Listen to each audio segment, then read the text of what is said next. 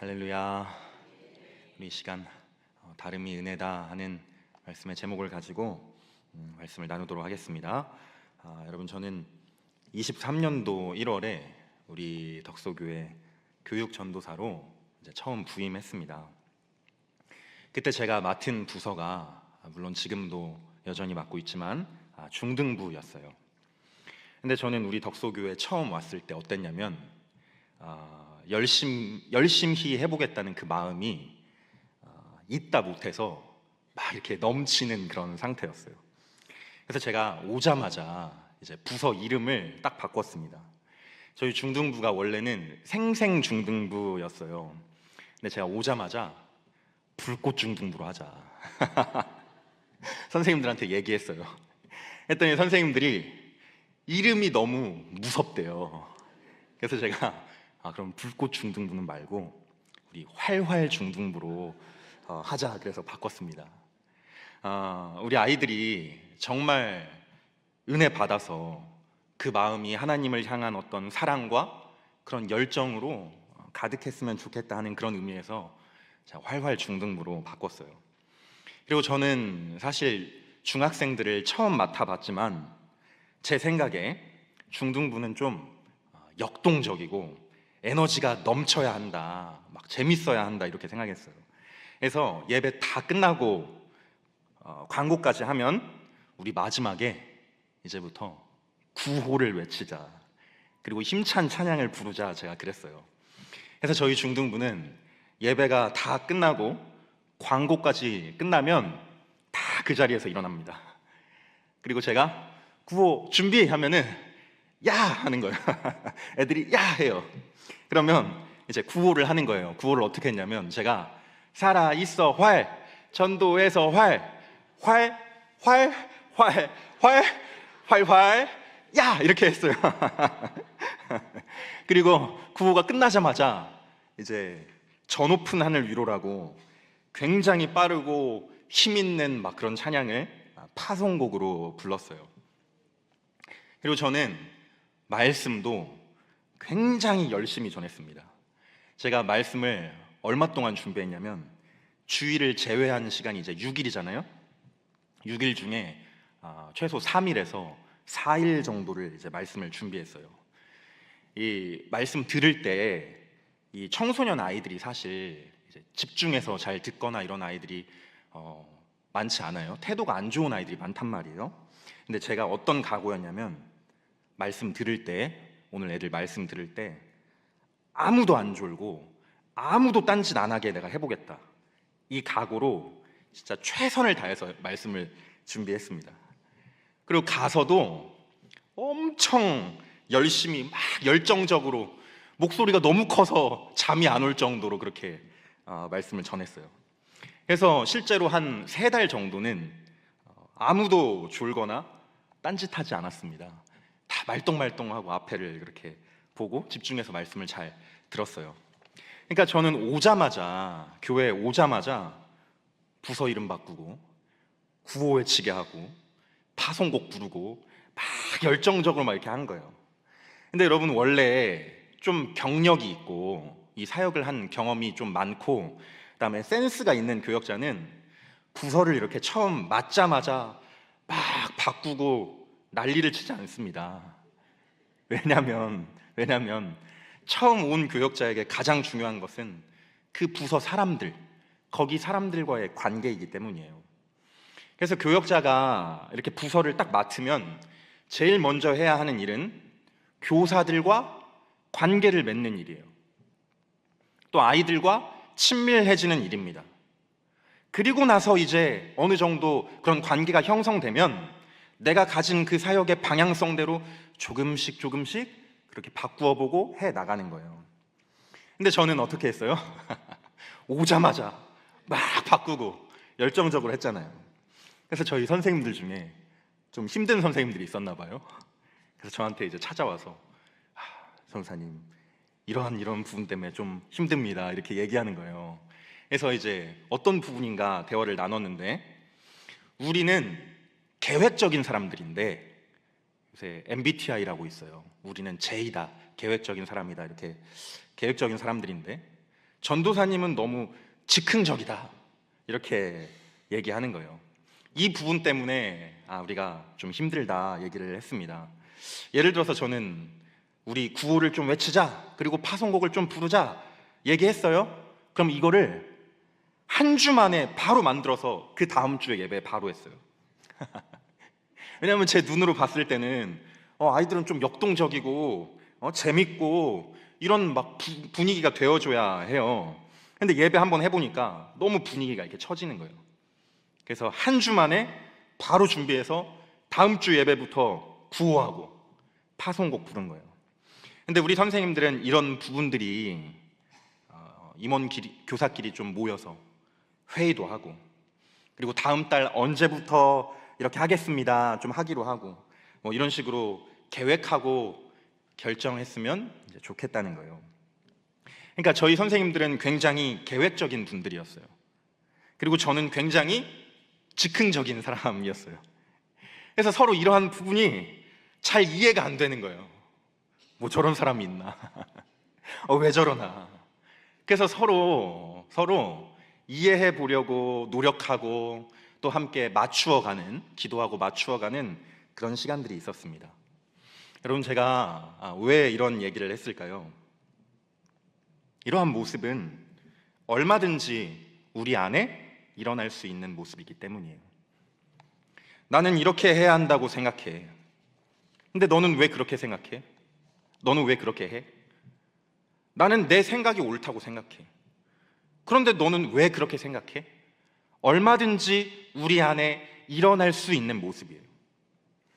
이것은 죄도 아니고 진리도 아닙니다. 그저 서로 다른 거예요.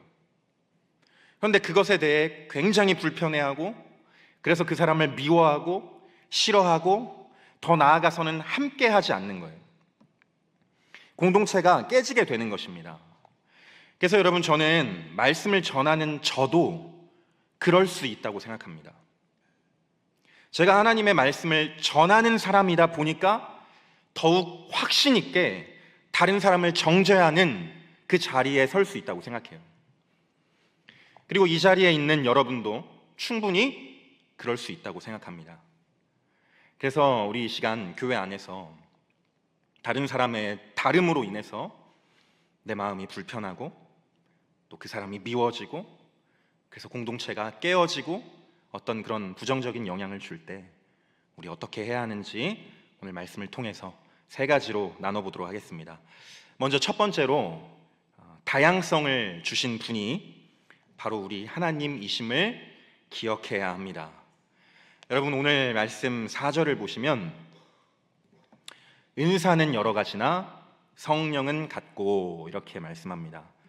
다양한 은사가 있지만 그 은사를 주신 성령은 여러분이 아니라 한 분이라는 거예요. 그리고 5절 말씀을 보시면 직분은 여러 가지나 주는 같으며 이렇게 말씀합니다. 여기서도 보시면 직분은 여러 가지예요. 다양합니다. 그런데 그 직분을 맡기신 주님은 한 분이라는 거예요. 그리고 6절을 보셔도 사역은 여러 가지나 이루시는 하나님은 같으니 이렇게 말씀합니다. 교회 안에는 다양한 사역이 있다는 거예요.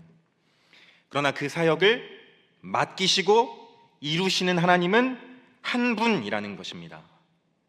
그러니 4절부터 6절 말씀은 교회 안에 다양한 은사와 다양한 직분과 다양한 사역이 있는데 이것들을 주신 분이 누구냐? 바로 성부와 성자와 성령, 삼위일체 하나님이라는 거예요. 그러면 삼위 하나님은 왜 이러한 다양함을 오늘날 교회에 주셨을까요? 교회의 유익을 위함입니다. 그래서 7절 말씀을 한번 보시면 각 사람에게 성령을 나타내심은 유익하게 하려 하심이라 이렇게 말합니다. 여기서 각 사람은 이 교회 공동체를 이루고 있는, 주의 몸된 교회를 이루고 있는 우리 구성원들을 얘기하는 거예요. 성도들을 말하는 것입니다. 그 각자에게 성령을 나타내셨대요. 성령을 나타내셨다는 것은 은사를 말합니다. 각자에게 성령이 은사를 주셨어요. 그래서 그 은사를 잘 사용하는 것이 성령을 나타내는 것이죠. 그런데 이렇게 각자에게 다양한 은사를 주심은 유익하게 하려 하심이라, 교회의 유익을 위함이라는 거예요. 그러니까 여러분, 우리는 교회에서 열심히 하는 사람을 보고 왜 저렇게 나대? 이렇게 생각해요. 신중한 사람을 보면 왜 저렇게 답답해? 생각합니다. 좀 계획적인 사람을 보면 뭐 저렇게까지 하나? 생각하고, 행동이 빠른 사람을 보면 왜 저렇게 조심성이 없고 신중하지 못하나 생각합니다. 그런데 여러분, 이렇게 각 사람을 다양하게 하신 분이 바로 우리 하나님이라는 거예요. 교회 공동체를 유익하게 하기 위해서, 교회를 잘 세우기 위해서 각자에게 서로 다른 은사를 주셨다는 거예요. 그러니 여러분, 다른 사람의 다름을 보고 마음이 불편하고 미운 마음, 싫은 마음 들 때 우리는 생각해야 합니다. 저렇게 다르게 지으신 분이 바로 우리 하나님이구나. 우리 하나님, 우리를 서로 다르게 지으심은 주님의 몸된 교회를 아름답게 세워가기 위함이구나 생각해야 하는 거예요. 여러분, 한번 잘 생각해 보세요. 우리 교회에 다 똑같은 사람만 있는 거예요. 예를 들어서 계획적인 사람만 있어요. 그러면 여러분, 저는 생각만 해도 답답해요. 우리 답답해서 숨이나 제대로 쉴 수 있겠어요? 저처럼 좀 즉흥적이고 그냥 시원시원한 사람도 있어야 이제 보완이 되는 거죠. 반대로 저처럼 막 그냥 뭐 해보려는 사람만 있으면 어떻게 되겠어요? 중구난방이, 교회가 중구난방이 되겠죠. 그래서 신중한 사람도 있어야 보완이 되는 거예요. 각 부서도 마찬가지입니다. 각 부서에도 나랑 마음이 맞는 사람만 있으면 좋겠다, 이런 생각 들 수 있어요. 그런데 가만히 생각해 보면 서로 다른 사람들이 부서를 섬기니까 부서가 잘 돌아가는 거예요. 계획적인 사람은 부서의 계획을 잘 세워주고, 즉흥적인 사람은 다양한 어떤 그러한 번뜩이는 아이디어를 제시해주고, 또 내향적인 사람은 아이들 상담을 잘해주고, 활동적인 사람은 막 MC도 봐주고 레크레이션도 담당해주고, 그렇게 서로 자기의 역할을 잘 감당하며 부서를 세워가는 거예요. 그러므로 여러분, 서로의 다름을 인정해 주시기를 소망합니다. 교회를 아름답게 세워가기 위해서 우리 하나님 각 사람을 다르게 지으셨음을 기억하시기를 소망해요. 그래서 여러분, 저는 어떤 자유를 뛰어넘은 그런 방종을 말하는 게 아니에요. 이렇게 생각할 수도 있고 저렇게 생각할 수도 있다, 다양한 생각을 그냥 다 인정해줘라 말하는 것이 아닙니다. 그것이 죄가 아니라면, 그것이 진리가 아니라면, 그냥 나와는 다른 그 사람의 모습일 뿐이라면 인정해주고 서로 맞추어가고, 그래서 교회 공동체를 바르게 세워가야 한다는 거예요. 그래서 서로의 다름이 하나님으로부터 왔음을 인정하고 교회를 아름답게 세워가는 저와 여러분 되시기를 소망합니다. 이제 교회 안에서 다른 사람의 어떤 다름을 보고 내 마음이 불편해지고 또 미운 마음 들 때 어떻게 해야 하는가? 두 번째로, 서로의 다름은 그가 원하시는 대로 주셨다는 것을 알아야 합니다. 여러분, 8절부터, 오늘 말씀 8절부터 10절까지 말씀을 보시면 이제 다양한 성령의 은사가 나옵니다. 8절을 보시면 어떤 사람에게는 성령으로 말미암아 지혜의 말씀을, 어떤 사람에게는 같은 성령을 따라 지식의 말씀을. 아멘. 여기서 보시면 지혜의 말씀 그리고 지식의 말씀을 말합니다. 근데 저는 솔직히 말하면 여기서 말하는 지혜의 말씀 그리고 지식의 말씀이 정확히 무엇인지 잘 모르겠어요. 그리고 제 생각에 고린도전서 12장에서 바울은 애초에 이 성령의 은사 자체에 대해서는 별로 관심이 없어요. 각 사람에게 은사를 주신 분이 바로 우리 하나님이야. 그분은 교회를 유익하게 하시려고 다양함을 주셨어. 이것이 그가 말하고자 하는 바이지, 성령의 은사 자체는 아니라고 그렇게 생각합니다. 그래도 지혜의 말씀, 또 지식의 말씀이 무엇일까 생각을 좀 해보면 말씀과 관련된 어떤 은사를 말하지 않을까 추측합니다. 예를 들어서 말씀을 가르치거나 전하거나 이런 것들 말이죠.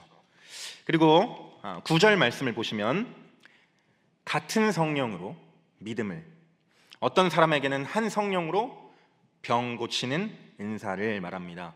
여기서 믿음이라는 것은 굉장히 강한 확신을 말하는 것 같아요. 예를 들어서 모두가 안 된다고 말하는 거예요.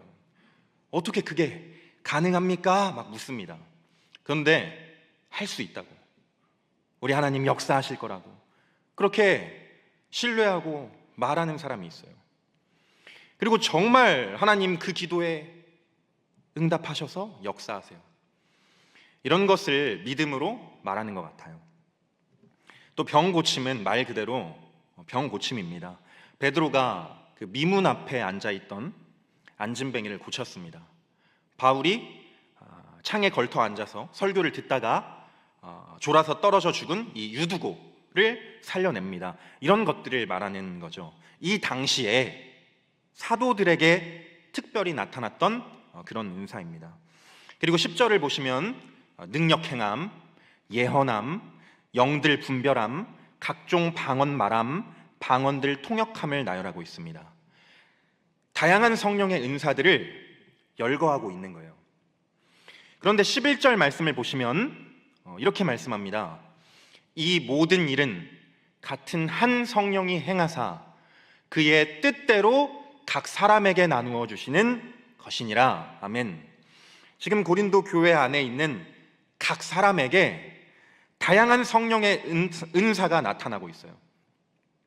어떤 사람은 말씀을 가르치고 설교하고, 또 어떤 사람은 남들보다 강한 그런 믿음을 가지고 있고, 또 어떤 사람은 병 고치는 은사가 있습니다. 또 어떤 사람은 능력을 행하고, 어떤 사람은 예언을 하고, 또 어떤 사람은 영을 분별합니다. 다양한 성령의 은사가 각 성도들에게 나타나고 있어요.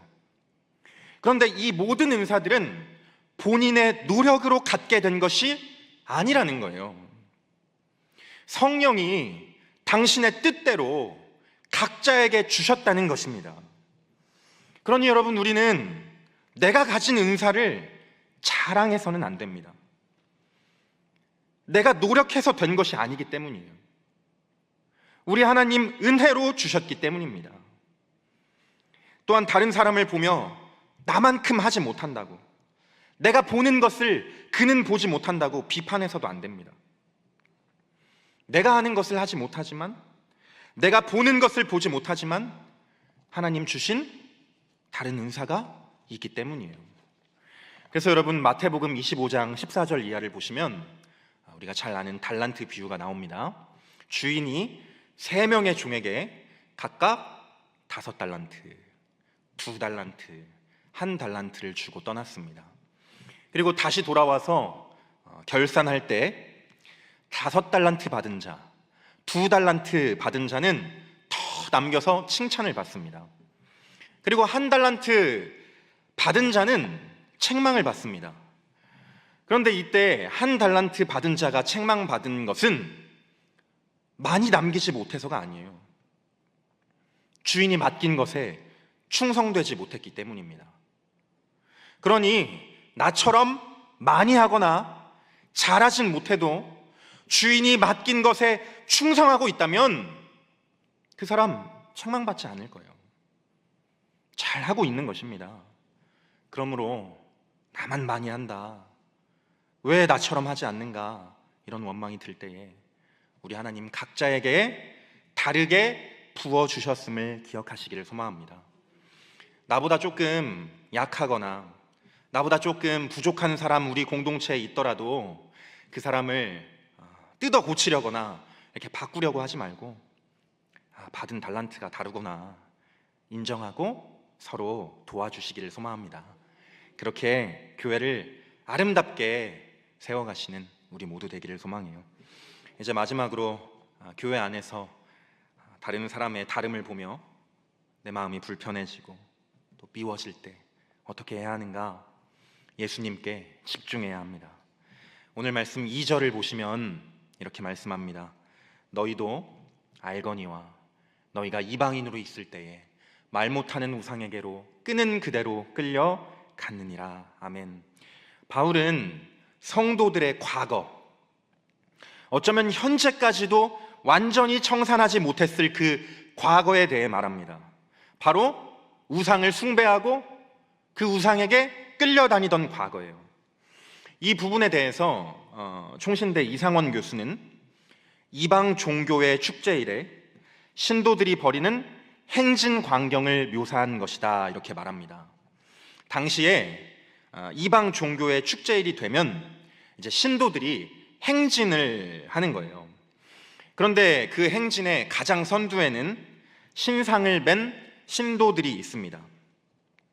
그리고 그 뒤에 다른 신도들이 따라가는 거예요. 그리고 이 행진의 목적지는 어디냐? 신전입니다. 신전으로 향하는 거예요. 그래서 행진을 하다가 이제 신전 안으로 들어가면 제물을 바치는 제사 의식이 거행되는 거예요. 그런데 여기서 제사 의식은 오직 신전 사제만이 행할 수 있었습니다.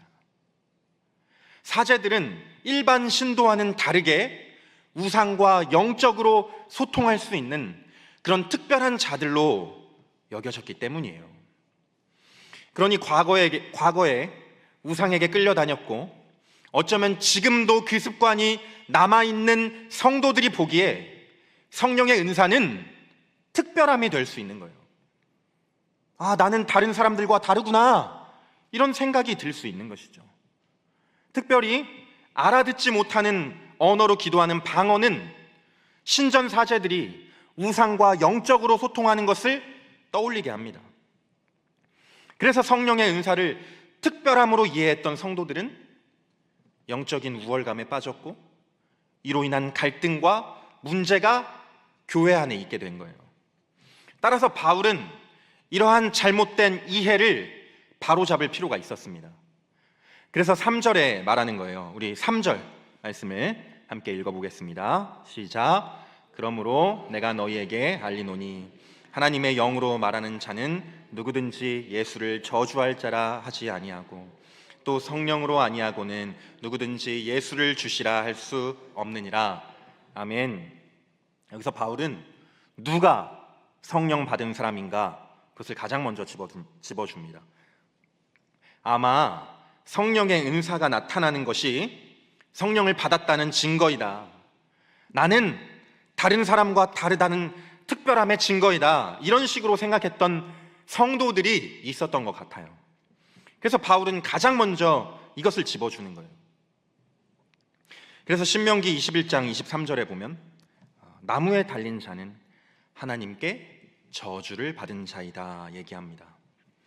또한 신명기 27장 26절에 보면 율법의 말씀을 실행하지 아니하는 자는 저주를 받을 것이니라 말씀합니다. 그러니 이 말씀 두 가지를 합쳐서 생각해 보면 나무에 달려 죽은 자는 율법을 지키지 않아서 하나님의 저주를 받아 죽은 자인 거예요. 그래서 예수를 저주할 자라 말하는 것입니다. 다시 말해보면 예수를 하나님으로 인정하지 않는 자들이 예수를 저주할 자라 부르는 것입니다. 그런데 예수를 주님이라 부르는 자들이 있습니다. 그분을 나의 하나님으로 고백하는 사람들이 있었어요. 그리고 이것은 어떻게 가능한가? 오직 그 안에 계신 성령으로 말미암아 가능하다 얘기하는 거예요. 그러니 여러분, 성령이 함께 하신다는 증거는 능력과 은사 같은 특별함이 아닙니다. 오직 예수를 향한 고백과 그로부터 나오는 삶에 있는 거예요. 그러니까 여러분, 우리가 집중해야 할 것은 능력, 은사, 기적 같은 특별함이 아닙니다. 오직 우리 주 예수 그리스도입니다. 그분에 대한 신앙의 고백이 지금 나에게 있는가? 예수로부터 나오는 삶의 실천과 열매들이 내 삶에 있는가? 그것이 정말 중요한 거예요. 여러분, 제가 어렸을 때 저희 할머니와 큰 고모를 따라다니면서 이렇게 신앙생활을 했다고 말했어요. 그래서 저는 교육부서 이제 다양한 어떤 영아부부터 시작한 청년부까지 이르는 다양한 교육부서를 경험한 것이 아니라 할머니 큰 고모를 따라다니면서 부흥회 아니면 어떤 특별한 집회 이런 것들을 많이 경험했습니다. 그래서 당시 부흥회나 집회를 가면 다양한 은사의 체험들이 있었어요. 그러한 간증들이 있었습니다. 예를 들어서 임파테이션이에요. 여러분, 임파테이션이 뭔지 아세요? 사람이 이렇게 가만히 서 있으면 목사님이 가셔서 이마를 이렇게 탁 치는 거예요. 그러면 그 사람이 뒤로 이렇게 넘어가요. 제 기억에 성령의 임재를 경험해야 한다, 그래서 이렇게 하셨어요. 이 밖에도 병 고침이나 다양한 성령의 임재를 간증하는 사람들이 있었어요. 그때가 20년 전입니다. 그런데 그 당시에 제가 만났던 분들 중에 지금도 병고침, 능력, 은사, 이러한 특별함만을 사모해서 섬기는 교회도 없이 집회만 따라다니는 분이 계세요. 그러니 여러분, 우리가 집중해야 할 것은 예수예요. 그분은 나의 죄를 위해 이 땅에 오신 나의 주님이시다, 하나님이시다. 그러한 고백과 삶으로 살아가는 것이 가장 중요한 일이에요. 신비하거나 특별한 다른 그 무엇이 아닙니다. 그런데 자꾸만 다른 것 바라보는 거예요. 능력, 기적, 은사, 특별함, 다른 사람의 어떤 부족한 점, 이 교회의 연약한 점, 그래서 감사를 잃는 거예요. 나의 죄를 위해 죽으신 예수님, 나의 주, 나의 그리스도, 감사를 잃어요. 그리고 불평과 원망만 가득하게 되는 것입니다. 그러니까 여러분, 자꾸만 다른 사람의 결점이 커 보여요. 나와 다른 그 모습이 불편합니다. 그리고 미워져요. 교회도 싫어져요. 그럴 때 우리는 예수에 집중해야 하는 거예요.